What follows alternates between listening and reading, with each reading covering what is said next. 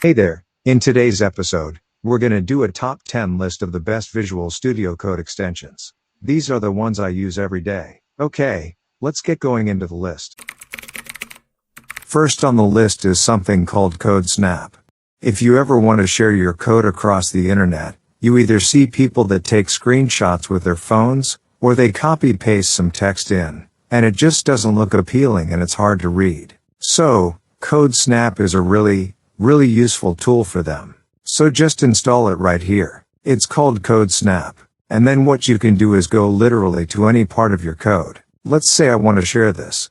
I have a problem with this. You just hit Ctrl plus Shift plus P and you select it up here. And it's going to open up a new tab here for you. Kind of like a preview of what your PNG picture is going to be. So you can just drag and select whatever you want just like that. And boom. Look at that. Done. I want to select all of it. I can just like that. Let me make more space. You can resize it as well if you think it's too tight just like that. And then you hit this button here. Nice image to share. Now you can also customize this further on if you need to. You can go here, go to settings, and all you need to do is search for Code Snap like that. And if you want to customize the background color, the box shadow, padding, any other thing you can do here. Number 2 on the list is better comments.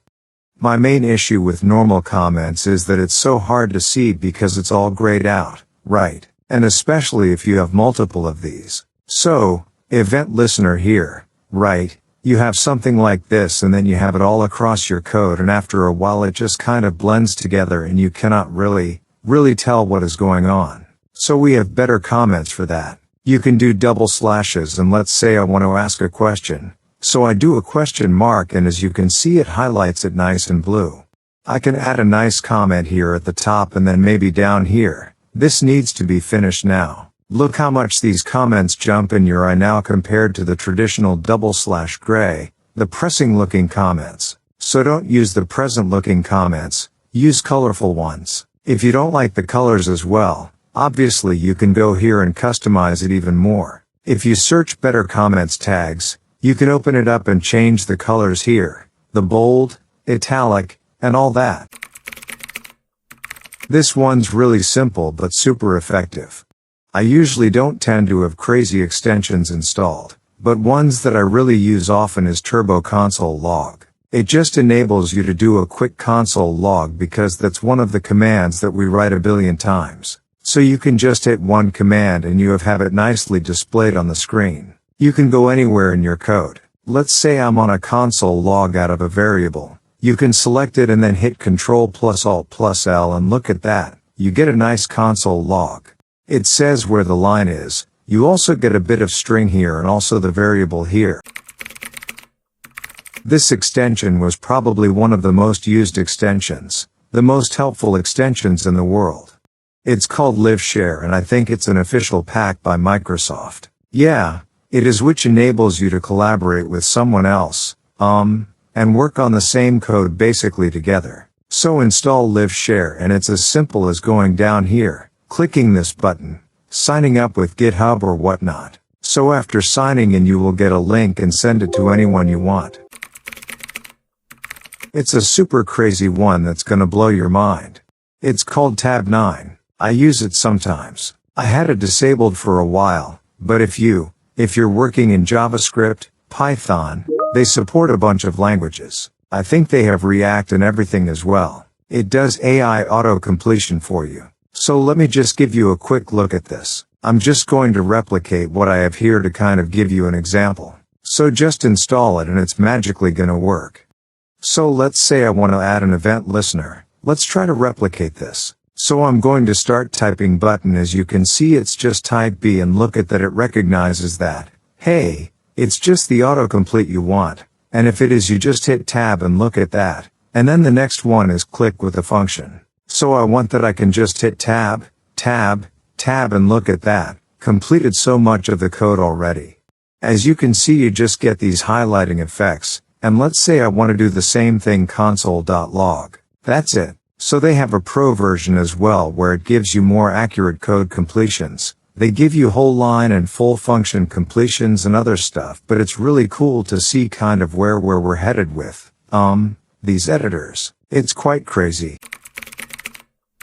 This next one, I know everyone has it, but I have to include it on the list because this is the most used VSCode extension out there.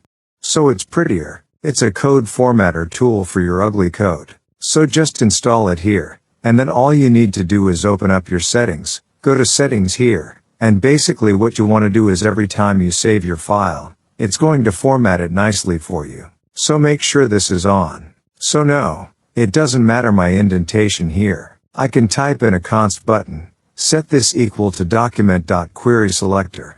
See how slow it is without that AI, I know. And when the moment I hit save here, it's going to reformat it nicely for me, alright. So it's going to keep a nice coding practice here, formatting practice, and it works across all different files. And you can also set this up to default jump to this, by the way, so if it's like the text say JSX format, then it's automatically going to switch over to React here. But yeah, Prettier, get it, everyone should use it. I don't know what you're doing if you don't have it installed. Install it. Next up, we have Auto Rename Tag. Again, I love these extensions that just help me with these small bits that are quite annoying and encoding, like, for example, I have this main thing right and I decide I don't want the main tag. I want a div because I hate accessibility and I want everyone to suffer. So I want to rename this, but I'm renaming this and then I have to search for the other end, right? And especially if you have divs stacked together. Oh well, which div is which, right? So with this one, you can just select whatever you want like this main, and I can turn it into a div, and I don't need to go down here and find the other one anymore. It's automatically going to rename it for me. So that's really helpful. That's really cool. Next up we have Git history.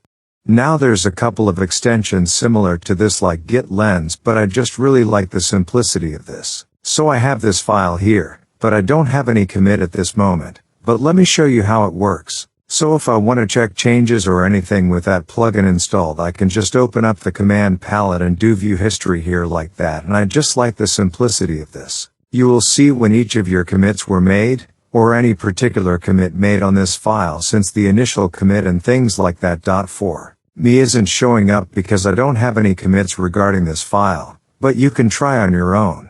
Let's move to the next one. Speaking about stuff that is hard to see, brackets, right?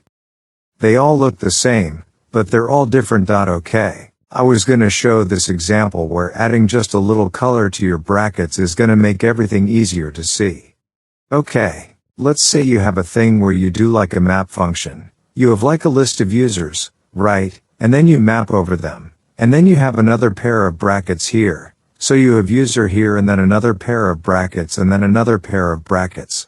So as you can see, they all have a different color associated with them. So it's very easy for you to see what is going on. So in here, let's say console log and then I'll do another blah blah blah, right? Very easy to see where it ends, where it begins. So if I want to get rid of this section, I can just grab the purple line there and remove it, all right. Just a little thing, but it does make a difference, so I like it. Last but not least, we have an extension called import cost. This is a nice one to just kind of see how big the packages are that you're importing in your code, because sometimes you might not want to have a huge package. So as you can see here in the example, just highlights everything that you import and the file sizes. So it's a little cool tool here for you to use. Thank you so much for watching. Hope you enjoyed this video. Don't forget to hit the subscribe and like button. Have a good one. Bye.